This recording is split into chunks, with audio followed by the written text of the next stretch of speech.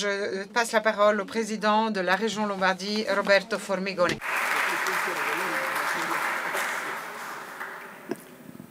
Buongiorno a tutti voi, benvenuto. Bonjour à tout le monde.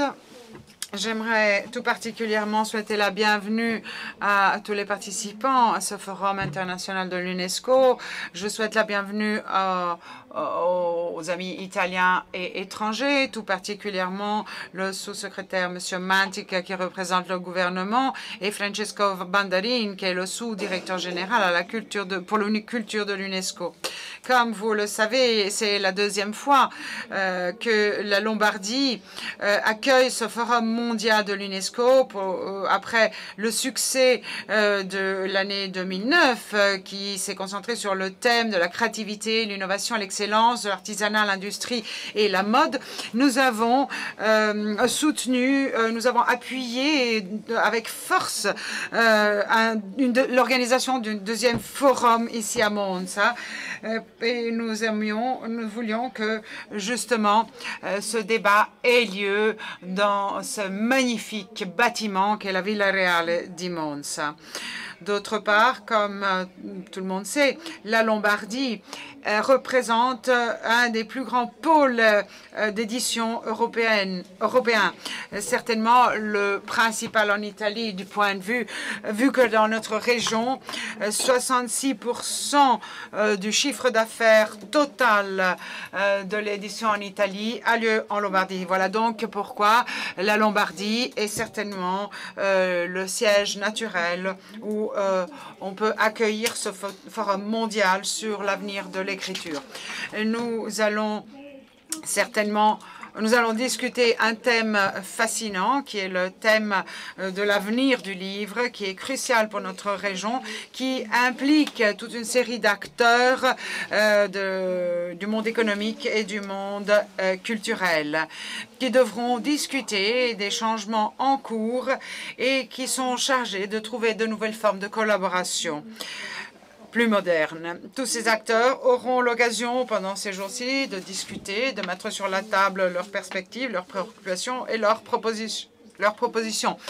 Permettez-moi de faire une liste de tous ces acteurs. Les maisons d'édition, les opérateurs d'ITC, les librairies, les bibliothèques, les écoles et d'autres. Les maisons d'édition, le monde des éditeurs, pour lesquels la transition à des supports numériques représente une vraie révolution, surtout par rapport aux structures, à l'organisation, la logistique et aux compétences. Et comme tous les autres domaines, tous les autres secteurs, il doit lui aussi se mettre en ligne avec les demandes qui proviennent du marché. Ce passage au numérique a provoqué des craintes, évidemment justifiées, mais je crois que ce passage au numérique représente surtout une occasion de croissance. L'innovation représente aujourd'hui un chemin sine qua non pour les entreprises qui veulent rester sur le marché et qui veulent renforcer leur position. Je dois dire que c'est là un des domaines où il y a plus d'innovation et où le défi de cette révolution est particulièrement engageante et encourageante. Ensuite, les opérateurs des technologies, des TIC. Je crois qu'il est important de développer les capacités de travailler avec ces entreprises dont le core business est la technologie. Et là, je pense aux entreprises de TIC qui seront les vrais protagonistes de ce forum. Et dans ce sens, je crois que les institutions auront un rôle déterminant parce qu'elles devront encourager la recherche et le développement, la capacité d'innovation des entreprises. Même dans ce domaine, il faut tous ensemble essayer de créer des systèmes pour faire en sorte de grandir comme nous voulons le faire. Enfin, le thème porte également sur les livres, les bibliothèques. C'est clair, cela est clair pour tout le monde. En effet, il me semble qu'il est indispensable de créer autour de cet univers en évolution constante un flux de compétences, d'expériences, de compétences de création et d'enquête qui ne peut naître que d'un échange de compétences professionnelles.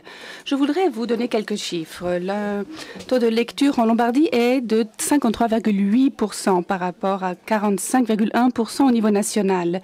Nous devons ce chiffre également à un système de bibliothèque qui est très vastement diffusé sur l'ensemble du territoire, dont les standards sont reconnus au niveau international et qui dispose d'un véritable tissu de librairies très consolidé.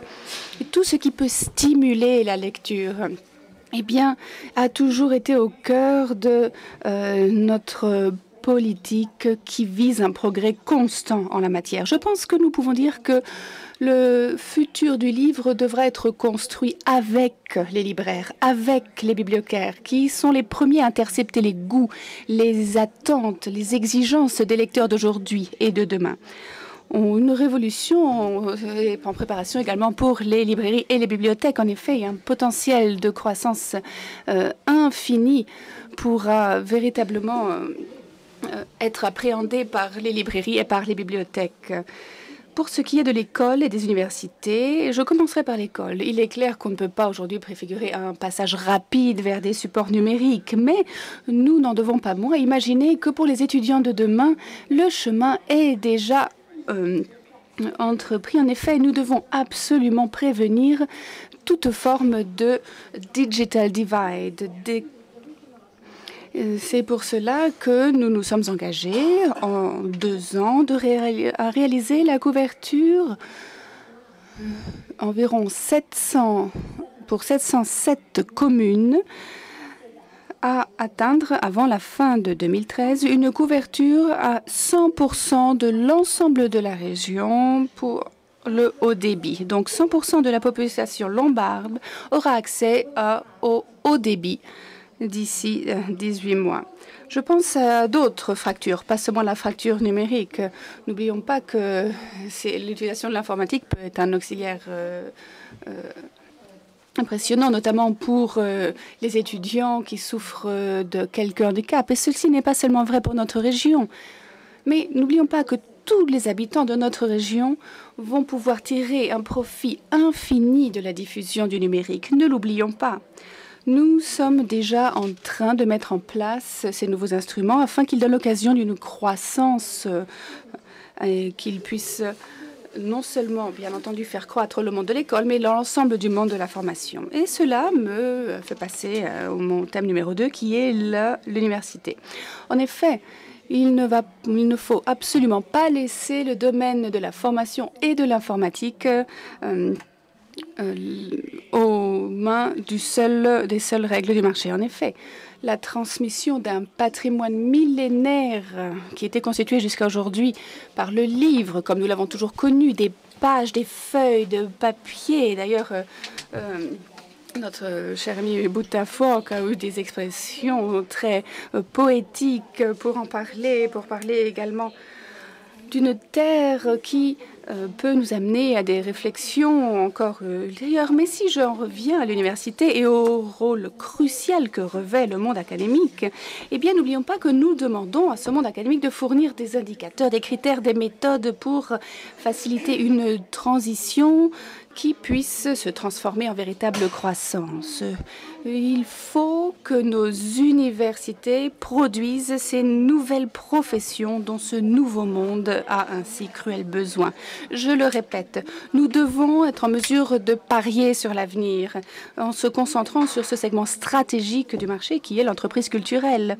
Nous devons créer les conditions pour le développement de la créativité, notamment à travers l'instruction, la professionnalisation, qui sont des instruments nécessaires afin de permettre aux entreprises de générer des opportunités dans l'innovation ainsi que de nouvelles perspectives tant économiques qu'au niveau de l'emploi.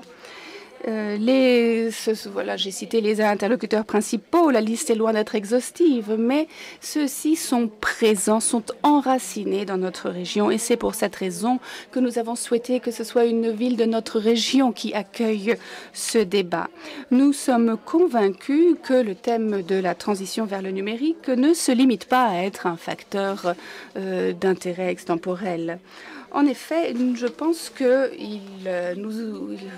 nous devons de consacrer encore plus d'attention, encore plus de travail et d'engagement au développement de ces thèmes.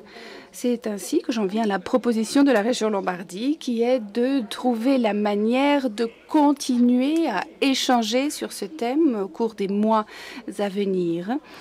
Et je souhaiterais ajouter également que la région Lombardie sera candidate devant l'UNESCO et le comité scientifique de Focus 2011 pour accueillir la 3e édition de ce forum mondial. Si, comme ce sera sûrement le cas, il a lieu en 2013. Nous sommes convaincus que ce forum doit devenir un rendez-vous biennale. J'en parle parce que nous avons accueilli déjà l'édition 2009, nous accueillons celle de 2011, mais au-delà de cela, nous souhaitons également promouvoir des initiatives permanentes. En effet, le focus tous les 2 ans peut être un moment, si vous voulez, de prise en compte, de conclusion d'un travail pérenne qui sera fait d'une édition à l'autre. Édition donc avec le monde de l'édition, de l'entreprise, de l'université, ce que nous pouvons organiser. Pensons à des opportunités de formation de haut niveau, organisons des séminaires d'approfondissement qui puissent susciter l'attention et les échanges entre les 2 éditions de Focus de l'UNESCO. Vous le savez, en 2015, nous accueillerons l'exposition universelle et nous souhaitons parcourir un chemin qui nous amène jusqu'à ce grand rendez-vous, un chemin d'échange international sur le thème de la croissance mondiale et donc, par conséquent, sur le thème de la culture et de l'innovation. C'est pour cela que nous pensons au Forum UNESCO non seulement un événement de 3 jours, bien entendu, mais au véritable fleuron d'un travail d'étude et d'échange qui doit continuer de manière ininterrompue. En conclusion, je souhaite rajouter que la Lombardie est la première région pour le nombre de sites de l'UNESCO. 7 sites sur 45 ont leur siège en Lombardie, dont les natures sont différentes, ce qui montre, je pense, et reconnaît la variété et la richesse de patrimoine de notre région. Je souhaite à chacun d'entre vous, vous qui êtes venus participer à ce forum, d'avoir la possibilité d'apprécier la valeur culturelle et artistique de notre région. Il est vrai que la région Lombardie est connue non seulement dans le monde, mais également en Europe et dans le monde pour d'autres aspects, en effet, pour des raisons plus économiques. Nous sommes la première région pour ce qui est de la chimie en Europe. Nous sommes sans aucun doute la patrie de la productivité en Italie. En effet, plus d'un tiers des importations et des exportations prennent leur origine dans notre région. Je pourrais bien sûr continuer, mais je souhaiterais souligner le fait que notre région a des valeurs culturelles et naturalistes impressionnante, qui ne demande qu'à être reconnue, qu'à être appréciée. C'est pour cela que je m'adresse à vous aujourd'hui, afin que vous aussi soyez en mesure de les apprécier de manière plus approfondie et que chacun d'entre vous deveniez, dans votre pays d'origine, mais également dans les autres pays, un ambassadeur, une ambassadrice de la Lombardie dans le monde. Un rôle d'ambassadeur, en faisant référence bien entendu à nos pôles d'excellence, mais également au patrimoine que l'UNESCO protège et promeut avec toutes ses forces.